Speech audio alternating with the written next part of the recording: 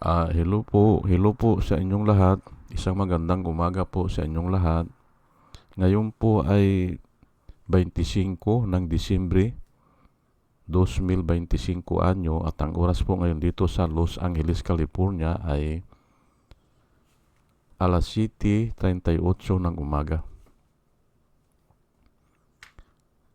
Araw po ngayon ng Huwebes.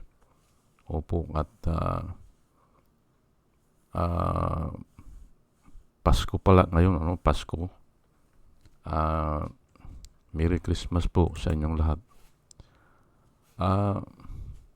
Nais ko lang talakayin ito, mga kababayan, mga minamahal, itong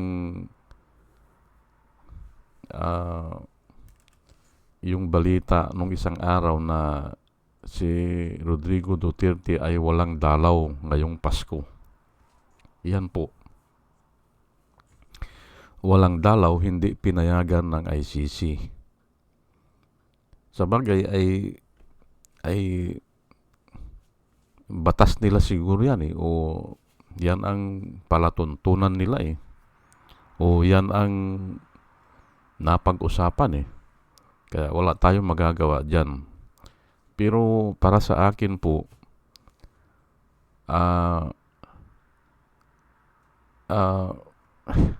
si Duterte ay may ginawa siya na dapat niyang pagbayaran. Yan po Kaya palagay ko ay hindi siya talaga makakaiwas dyan. At mali kasi ang karamihan ng tao ay mali o hindi tama yung pagkaintindi nila yung Christmas. Opo. Para sa akin po,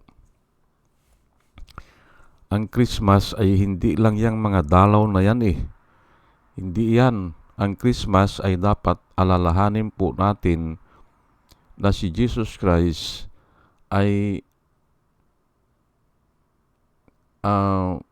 ipinanganak o nagkatawang tao. Yun po. At dapat yun ang pasalamatan natin dahil sa kanya marami ang maliligtas. Yun po Kaya sa araw ng Pasko ay hindi lang yung mga dalaw Hindi lang yan. Dapat mayroon pa na mas mataas na antas. Yang pasasalamat o yung pag-alaala sa ginawa ni Jesus Christ. Ngayon ay ito po Isaiah 9:6. Isaiah 9:6. For unto us a child is born, unto us a son is given, and the government will be upon his shoulders, and he will be called Wonderful Counselor, Mighty God, Everlasting Father, Prince of Peace. Ayan po. For unto us, ang sabi po ni Isaiah, na hinula na yan hula po yan Or he is telling what will happen in the future. Isaiah is telling or foretelling, hindi ba? For unto us a child is born, unto us a son is given, and the government will be upon his shoulders.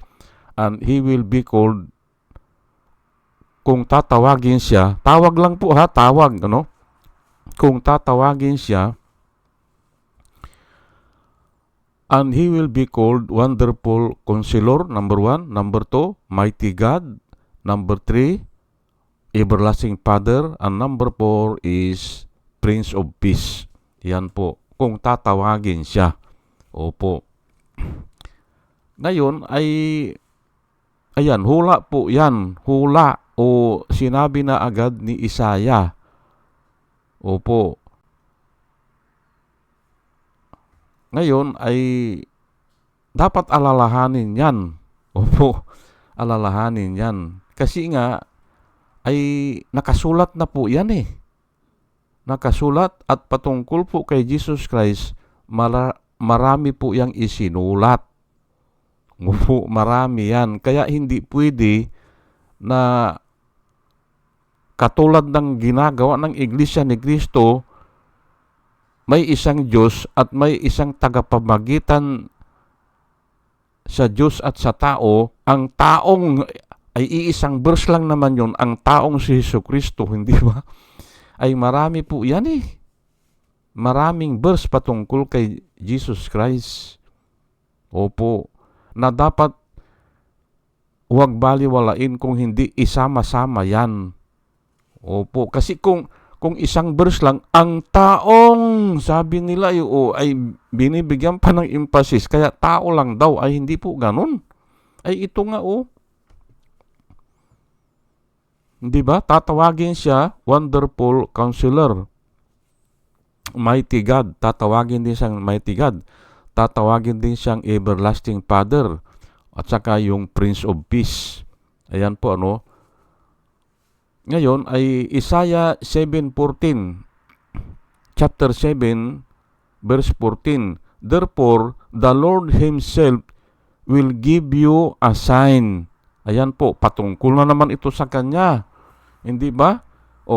Therefore, the Lord Himself will give you a sign. Kung minsan, humihingi tayo ng mga sign, hindi ba? O ng mga sinyales, hindi ba? Ayan, the Lord Himself will give you a sign.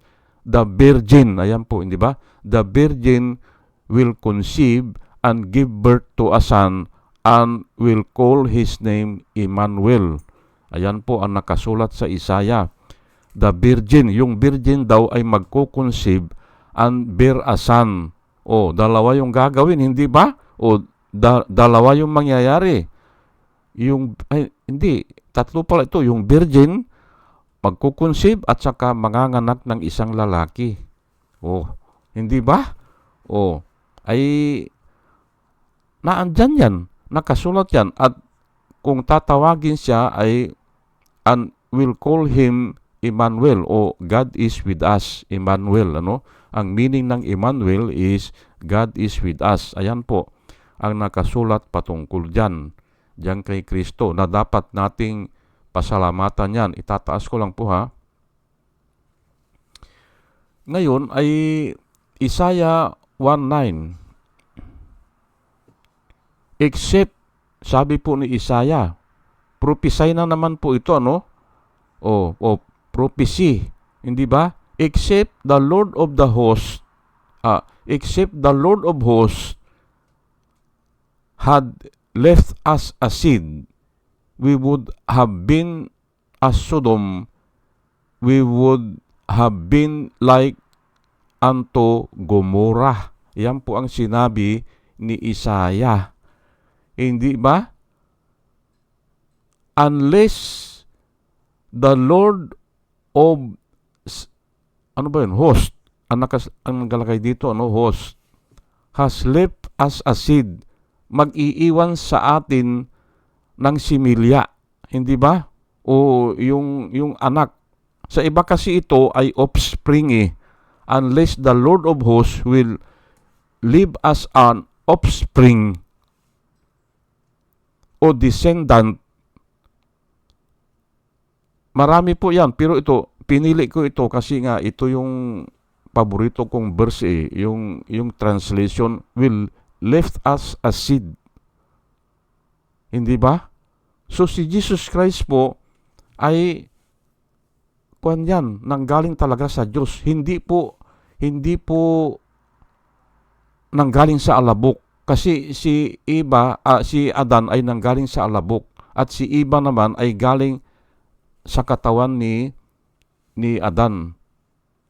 Pero ito ay nanggaling sa Diyos. Unless the Lord of hosts will leave us a seed, we would have been like Sodom and we will be destroyed like Gomorrah. Yan po ang sa ibang translation. magiging tayong parang Sodom at madidestroy tayo na parang Gomora na pinaulanan po yun ng apoy. Umulan ng mga asupre, hindi ba? Ayan po ang sinabi ni Isaiah.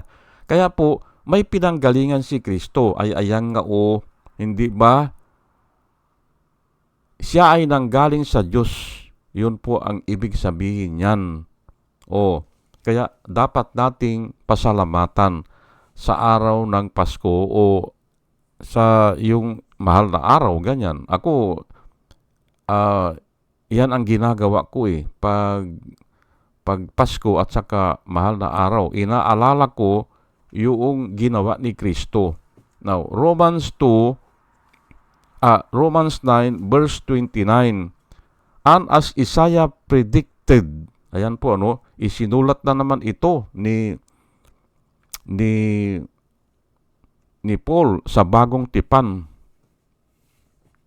Sa New Testament na ito, Romans 9 verse 29, as Isaiah predicted, if the Lord of hosts has not left us offspring, we would have been like Sodom and become like Gomorrah. Ayan, inulit na naman ni Paul. Kaya mahalaga po yun siya nga ang manunubos hindi ba?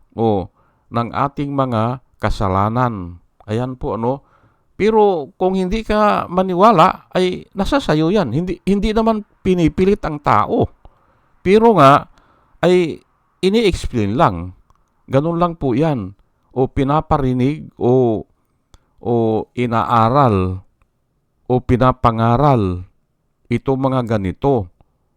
Ngayon, ay ano ang gusto ng mga supporter ni Duterte? Yung dalaw, ay walang kwenta po yan. Walang kwenta yan. Ay kahit na dalawin mo lang, kahit na dalawin mo doon, ay wala din naman kasi nga mayroon siyang mga kasalanan na dapat niyang pagbayaran. At kung hindi po mangyari yan, ay parang parang hindi justified Hindi ba? Kasi nga ang sabi ng Diyos ay whatever you sow, you will reap. Ayan po may ginawa siya ng ganyan, ay pagbabayaran niya yan. Hindi natin alam kung papaano o hanggang kailan, pero ay lalo na ganyan, hindi ba? Lalo na ganyan ay para sumikat siya, hindi ba? Nagpasikat siya noon Who is this stupid God? Sabi niya Who is this stupid God? Ay naku po, ay tinanong nga ako nung elder dito sa amin dito sa church namin na hindi na nakakarinig. Opo, halos hindi na makarinig. Nagtaka ako isang araw, kinausap niya ako kasi ako yung kanya parang interpreter niya hindi na nga nakakarinig Simon, sabi niya, totoo ba na sinabi yun ni Duterte? Yung God, who is this stupid God? Oo kako, sinabi yan. Ay pagbabayaran niya yan, sabi niya. Sa tanda ko na ito, sabi niya, sa tanda ko na ito, kanya, ay halos lahat ng tao na ganyan ay pinagbayaran nila yan. Ayan po. At maniwala ka sa akin, Simon, sabi niya. Just imagine kung ito halos hindi na nakakarinig yung tao kasi kung kinakausap siya ng pastor namin o sa malayo ay ako ang nag-i-interpret, minumustra ko sa kanya ano ang gusto ng pastor o ano ang tinatanong sa kanya. Minumustra ko sa kanya sumasagot siya, pero nagtaka ako bakit ganun nga tinanong niya ako. Sabi niya pagbabayaran niya yan. Maniwala ka sa akin, Simon, sabi niya. At ito na nga, hindi ba, nakakulong na siya. Kung may dalaw man siya o wala, ay wala tayong pakialam dyan. Basta nakikita natin na unti-unti, ay, ayan nga, hindi ba? justice kasi ang Diyos eh. God is the God of justice. Kaya hindi niya papayagan yung mga ganyan. Ngayon, maswerte tayo kung makita natin. Maswerte tayo. Pero kung hindi naman natin makita, ay okay lang. Hindi ba? Basta nagtitiwala tayo sa pangako ng Panginoon. Hindi ba? Whatever you sow, you will reap. Ayan po. Kaya walang kwenta yan. Walang kwenta yung nilalakad nila na yung dalaw ni Kwan, hindi raw pinayagan. Walang kwenta yan. Wala yan. Kasi hindi naman mababago eh. Yan lang po ang nilalakad ko dito. No? At dalayan ko po sa Panginoon na bago po ako mag-umpisa ay dinadalayan ko po na lahat ng nakikinig po ay magkaroon ng wisdom na nanggagaling sa Kanya. At muli mga kababayan, mga minamahal, isang magandang umaga po sa inyong lahat at salamat po sa inyong pakikinig. Salamat po ng marami. Aywan ko, bukas siguro baka tatalakayin ko yung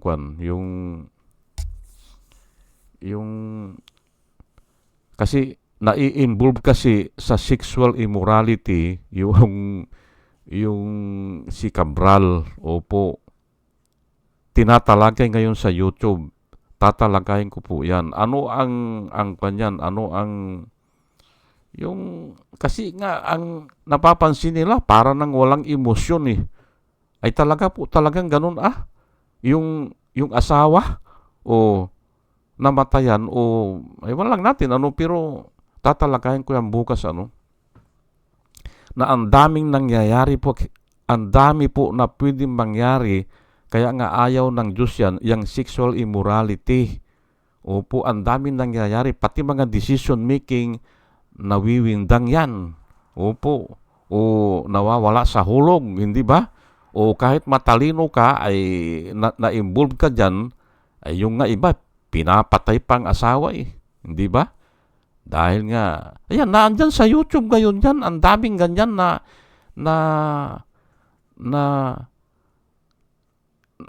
ganun ang istorya, hindi ba? O sige po, hanggang dito na lang po, at salamat po sa inyong pakikinig. Salamat po ng marami. Salamat po.